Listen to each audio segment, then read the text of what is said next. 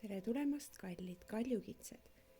Siin on teie augustikuu ülevaade aastal 2020.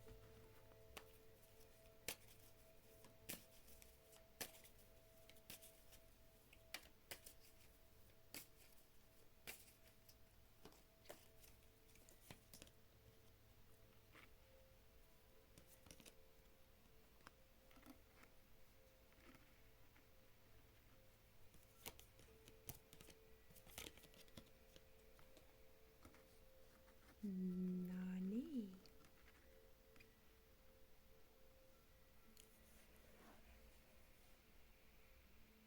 Stressi on natukene liiga palju teie peakeses. Ehk siis rõõmu ja nii-öelda rahulolu vahel on palju stressi, lihtsustatult öeldes. See tähendab seda, et teie olete ennast vaeseks pannud olukorda, kus on raske võib-olla näha juba kuhu vaja minna, võib-olla on liiga palju variante, mille vahel valida, võib-olla olete ennast natukene lõhki rabanud või töötanud. Praegu on see koht, kus te võiksite osata rahulikumalt võtta ja siis hakata nägema, et hästi palju sellest stressist olete te ise endale mõelnud pähe ja juurde tekitanud. See on selline koht, kus te peaksite võib-olla minema istuma natukene aega looduses ja enda jaoks aja maha võtma, ehk on hea aeg puhkuseks.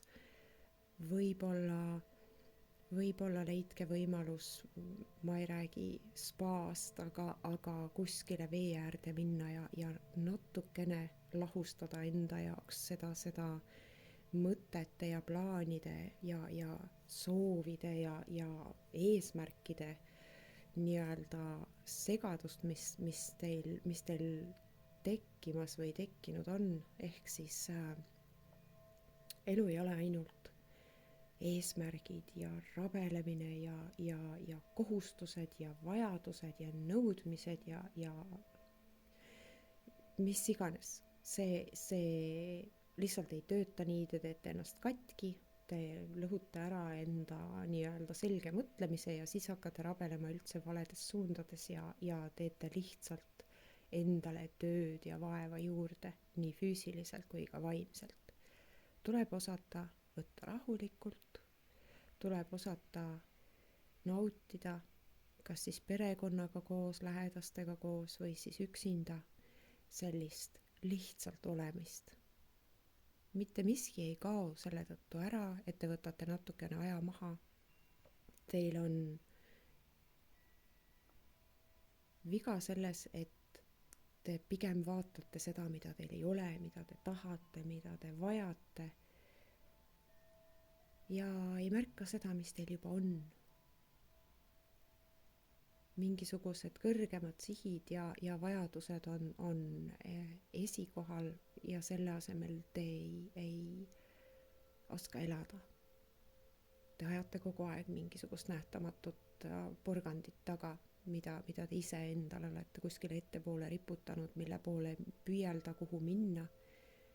Aga praegu on just see koht, kus see ülemõtlemine teid ei aita enam mitte kuhugi, vaid peaksite oskama astuda korraks tagasi ja vaadata seda olukorda kõrvalt, iseennast kõrvalt ja selle sees olles te ei näe seda.